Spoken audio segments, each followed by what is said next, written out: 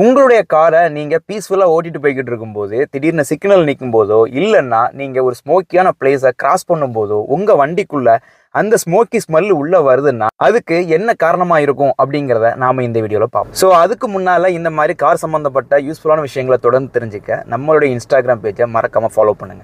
நம்ம கார்களில் climate control சிஸ்டத்தில் பார்த்தீங்கன்னா நமக்கு இங்கே ஷட்டரை கண்ட்ரோல் பண்ணுறதுக்கு தனியாகவே பட்டன் இருக்கும். இந்த பட்டனை நம்ம கிளிக் பண்ணும்போது நம்மளுடைய ஷட்டர் வந்து, அதாவது ஏசி வெண்ட்டுக்குள்ளே இருக்கக்கூடிய ஷட்டர் வந்து அட்ஜஸ்ட் ஆகும். இதே இடத்துல நமக்கு இன்ஹீலர் எக்ஸீலர் பண்ணுறதுக்குன்னு சொல்லிட்டு தனியாக ஒரு பட்டன் இருக்கும். இந்த பட்டனை நம்ம வந்து கிளிக் பண்ணலனாலும் இந்த ஷட்டரை நம்ம அட்ஜஸ்ட் பண்ணும்போது பாருங்கள், நான் இப்போ ஷட்டர் அட்ஜஸ்ட் பண்ணியிருக்கிறேன் பாருங்கள், இங்கே ஆட்டோமேட்டிக்காக அந்த லைட் ஆஃப் ஆயிடுச்சு. ஸோ இந்த மாதிரி சமயங்கள்லையும் நம்ம இதை கவனிக்காமல் இருந்திருப்போம். ஸோ அதனாலையும் நமக்கு வந்து ஸ்மெல் உள்ள வர வாய்ப்பு இருக்குது. அதையும் தாண்டி இது ஆன்லேயே இருக்கும்போதும் அந்த ஷட்டர் அட்ஜஸ்ட்மெண்ட் ப்ராப்பராக அட்ஜஸ்ட் ஆகாதனால உள்பகுதி இல்லை. ஸோ ஸ்மோக்கி ஸ்மெல் உள்ளே வருவதற்கான சான்சஸ் இருக்குது. அதே போல் ரொம்ப நாளாக நம்ம வண்டி யூஸ் பண்ணிக்கிட்டு இருக்கும்போது நம்ம டோரில் இருக்கக்கூடிய ரப்பர் பீடிங் இருக்கும் பார்த்தீங்களா, இதுவும் வந்துட்டு ரொம்ப நாள் ஆயிருந்துச்சு அப்படின்னு சொல்லியாச்சுனாலும் இந்த ரப்பர் பீடிங் வழியாகவும் நமக்கு வந்து ஸ்மெல் உள்ளே வரும்.